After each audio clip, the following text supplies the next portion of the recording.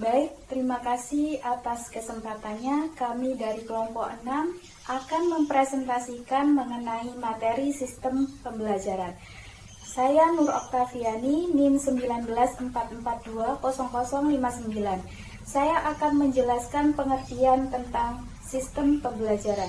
Sistem pembelajaran merupakan cara-cara untuk mencapai tujuan pembelajaran, yaitu tercapainya hasil belajar secara maksimal oleh peserta didik dalam proses belajar. Hasil belajar merupakan faktor penting dalam proses belajar. Melalui hasil belajar yang dicapai oleh peserta didik, dapat diketahui kemampuan peserta didik dalam memahami materi yang telah diberikan.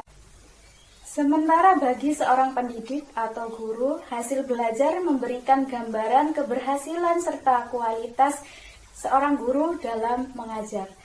Sekian dari saya, selanjutnya akan disampaikan oleh rekan saya. Terima kasih. Berikutnya ialah landasan dasar konsep sistem pembelajaran.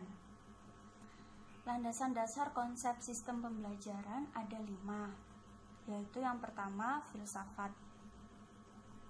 Filsafat secara dalam filosofi pembelajaran yaitu berarti mengingatkan kembali pada manusia mengenai makna hidup yang bisa dilalui melalui proses meniru, memahami, mengamati, merasakan, mengkaji, melakukan, dan meyakini akan segala sesuatu kebenaran sehingga semuanya memberikan kemudahan dalam mencapai segala yang dicita-citakan oleh manusia.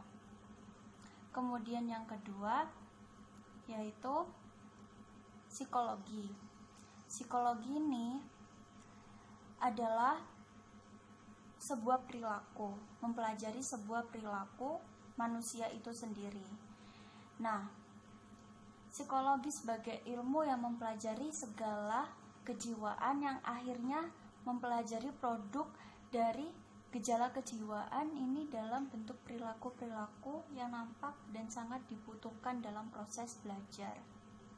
Ini sangat diperlukan dalam proses pembelajaran. Kemudian yang ketiga yaitu sosiologis.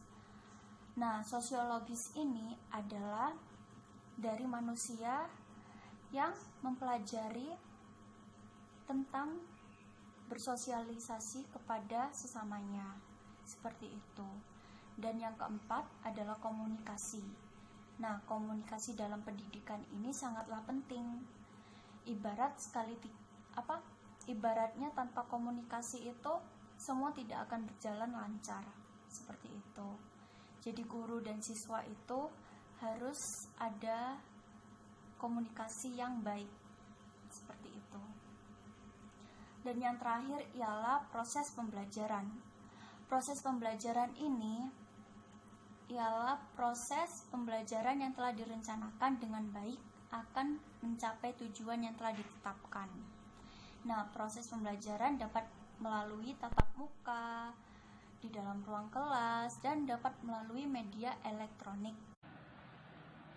Perkembangan konsep dasar sistem pembelajaran. Pembelajaran merupakan akumulasi dari konsep belajar mengajar dan konsep belajar. Penekanannya terletak pada perpaduan antara keduanya, yakni kepada penumbuhan aktivitas subjek didik. Konsep tersebut dapat dipandang sebagai suatu sistem, sehingga dalam sistem belajar ini terdapat komponen-komponen seperti siswa atau peserta didik, tujuan, materi untuk mencapai tujuan, fasilitas dan prosedur, serta alat atau media yang harus dipersiapkan.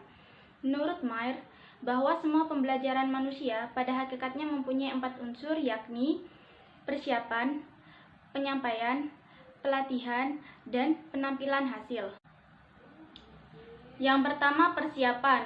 Tahap persiapan berkaitan dengan mempersiapkan peserta belajar untuk belajar. Tanpa itu, pembelajaran akan lambat dan bahkan dapat berhenti sama sekali. Pembelajaran itu seperti mempersiapkan tanah untuk ditanami benih. Jika dilakukan dengan benar, niscaya menciptakan kondisi yang baik untuk pertumbuhan yang sehat.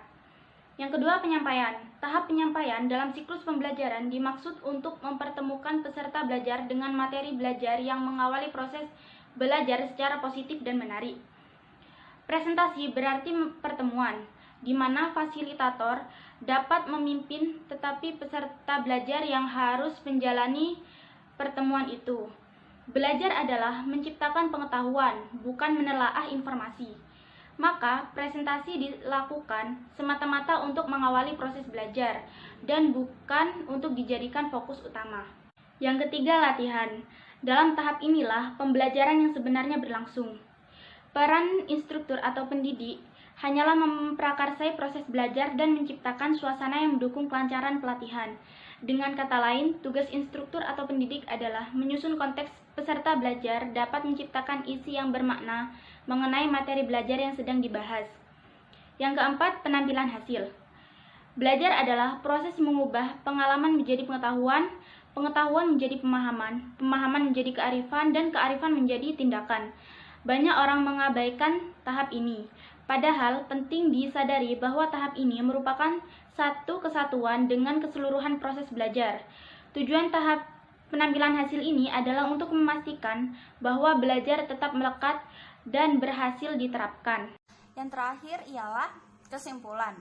Dalam merencanakan pembelajaran, guru juga hendaknya menggunakan sistem pendekatan terhadap siswa agar meningkatkan mutu lulusan yang baik dan bisa tercapai. Nah, hal ini dikarenakan melalui sistem arah dan tujuan, pembelajaran dapat direncanakan dengan jelas. Pendekatan sistem menuntun guru pada kegiatan yang sistematis. Karena demikian, pendekatan sistem dapat merancang pengajaran dengan mengoptimalkan segala potensi. Mungkin itu saja yang bisa kami sampaikan.